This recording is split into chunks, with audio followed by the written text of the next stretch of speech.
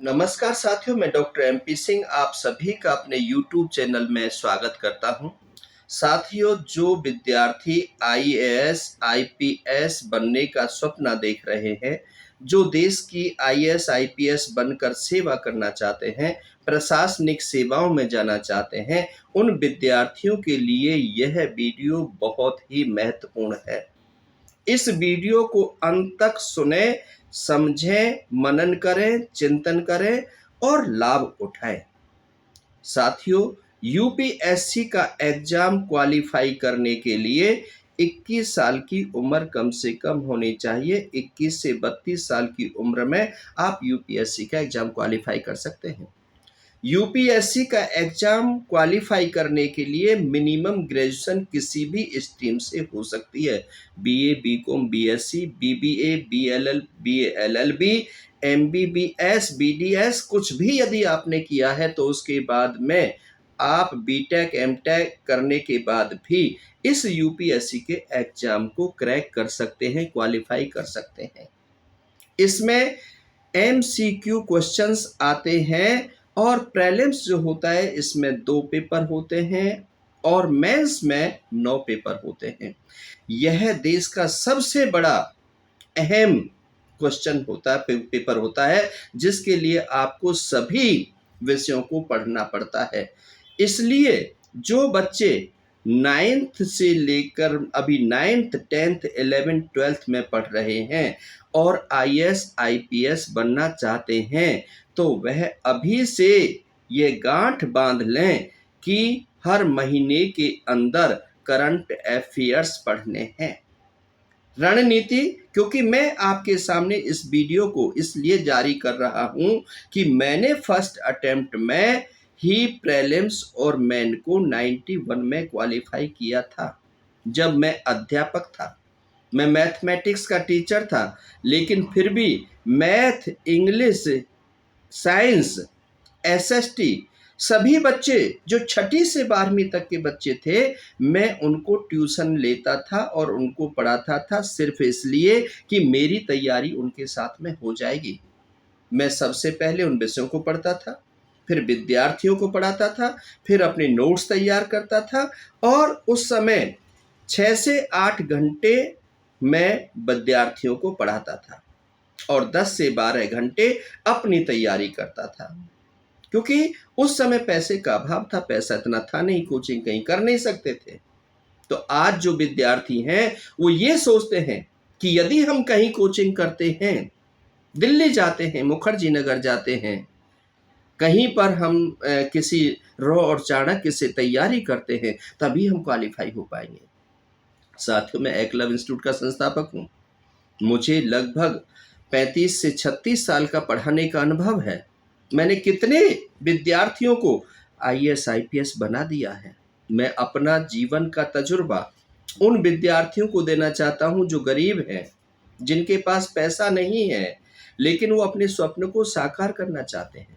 जो अमीर बच्चे हैं, अमीर विद्यार्थी हैं, वह तो कहीं भी जाकर के 1 लाख 2 लाख देकर के अपनी तैयारी कर लेंगे। उनका तो विश्वास है, वो घर में नहीं पढ़ना चाहते। लेकिन जो बच्चे गरीब हैं, वो अपने घर में ही रह करके तैयारी कर सकते हैं। ऐसे बच्चे हैं जो सड़क पर जो ट्यूबलाइट की रोशनी में पढ़ करके भी आईएएस बने हैं। साथियों, ऐसे विद्यार्थी हैं जिनके पापा रेहड़ी चलाते हैं, रिक्शा चलाते हैं और छोटे मोटे कहीं पर अपना कारोबार करते हैं। वो बच्चे आईएएस और आईपीएस बन करके उस बड़ी बड़ी सीटों पर बैठे हुए हैं। आप भी आईएएस, आईपीएस बन सकते हो। सिर्फ करना क्या है, मेरी नकल करनी है, जो मैंने किया है।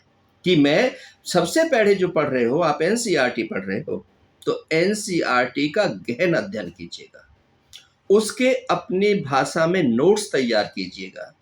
उसके बाद एक दिन आपको वीकली संडे इस तैयारी के लिए रखिएगा और सबसे पहले आपको पेपर के बारे में पता होना चाहिए कि आईएएस और आईपीएस के कितने पेपर होते हैं। प्रीलिम्स में 2 पेपर होते हैं, मेंस में 9 पेपर होते हैं और सभी में एमसीक्यू क्वेश्चंस आते हैं और सभी के अंदर बहुत टिपिकल होते हैं, इतने आसान नहीं होते कि आपने कोई 10वीं 12वीं परीक्षा कर ली ऐसे ही कर लोगे। आपको बहुत पढ़ना पड़ेगा, बहुत अध्ययन करना पड़ेगा, बड़ी गहन बहुत किताबों को पढ़ना पड़ेगा, लाइब्रेरी भी जाना पड़ेगा, गाइड भी, कंसल्टेंसी भी, मोटिवेटर के साथ भी बैठना पड़ेगा, नेगेटिव लोगों को छोड़ना पड़ेगा, ब्याह शादियों को छोड़ना पड़ेगा, खेल कूद को छोड़ना पड़ेगा, अपनी नींद को भी छोड़ना पड़ेगा, जीभ के स्वाद को भी छोड़ना पड़ेगा। आपने ज़्यादा से ज़्यादा समय किताबों को देना होगा, टाइम मैनेजमेंट करना होगा, नेगेटिव पर्सन्स के साथ नहीं बैठना, पॉजिटिव पर्सन से जो हाईली क्वालिफाइड है, जो उस चीज़ को कर चुके हैं, उस क्षेत्र के प्रणेता हैं, उनसे आपको मिलना होगा। यदि आप ऐसा करते हैं, रणनीति तैयार करते हैं, सिलेबस के बारे में जानकारी लेते हैं, पास्ट पेपर्स को पढ़ते हैं, उनको सॉल्व क्वेश्चन पेपर है उनका अध्ययन करते हैं, पास में बैठ कर के फिर उस पेपर को देते हैं और फिर उसमें जो कमी आती है उनका समाधान करते हैं। निराश नहीं होते, डिप्रेस नहीं होते, एक टारगेट बनाते हैं, उस टारगेट को प्राप्त करने के लिए, उस स्वप्न को साकार करने के लिए कमिटेड होते हैं।